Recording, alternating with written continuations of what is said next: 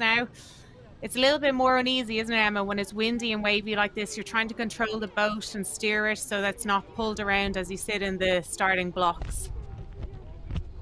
Yeah, particularly with the canoes, whether it's the canoes or whether it's the vase that we saw a bit earlier, lining up in that bucket, the wind can catch you depending on what side you paddle. So they're doing a good job to hold their boats steady, but you can see the different angles depending on their paddling side.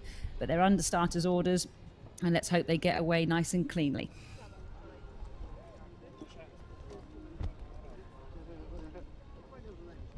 Starters holding them quite a long time, which is always frustrating when you are in that bucket.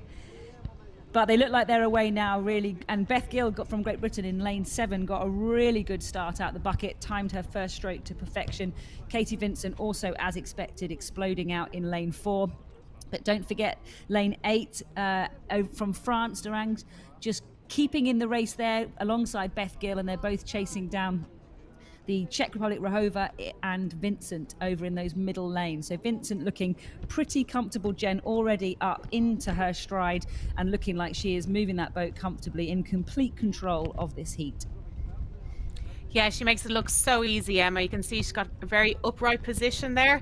So it means she's not cramping her chest down and decreasing her lung capacity. So she looks very comfortable. And as we predicted, lane 8 Durange is coming in second place, who's looking to fight to get through to the semi-finals. I don't think she's going to fight to get through to the A-final at this stage because Vincent just looks so comfortable.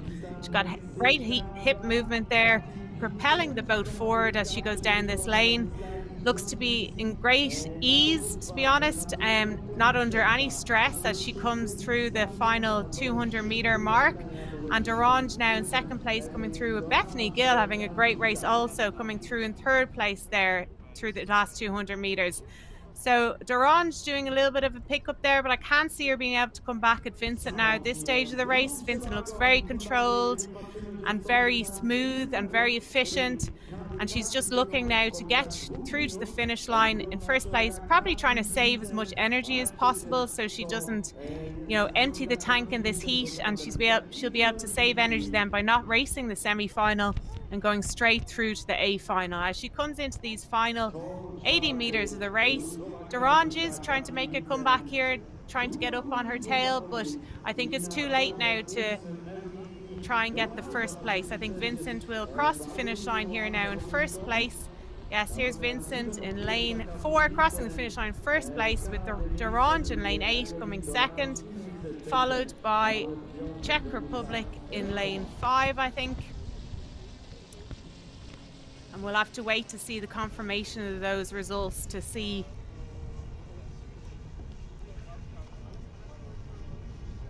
I think everyone gets through from this heat, looking at the start line. Yes, there's only 7 in this heat, so that means the first place progresses to A final, and then 2 to 7. So everyone in this heat is going through to the semi-final. And that can make the heat different, Emma, as well, can't it? Obviously, people are trying to fight for the first place, but then if you're in a comfortable position for 2 to 7 through to the semi-final, you're not necessarily going to give the race all you've got because you don't want to waste energy either.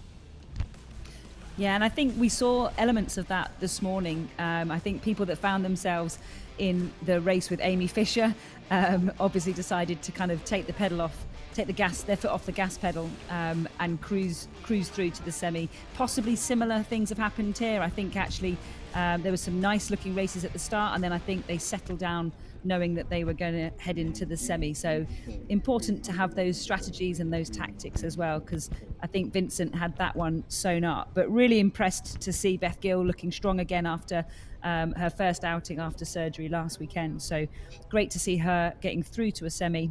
And again, a really composed and controlled performance by Katie Vincent. There's the confirmation of that. 2:07 for Katie, with the others making the semi-final. Durange from France, Rahova from Czech Republic, Gill from Great Britain, Gonzalez from Mexico, and Harper from the USA.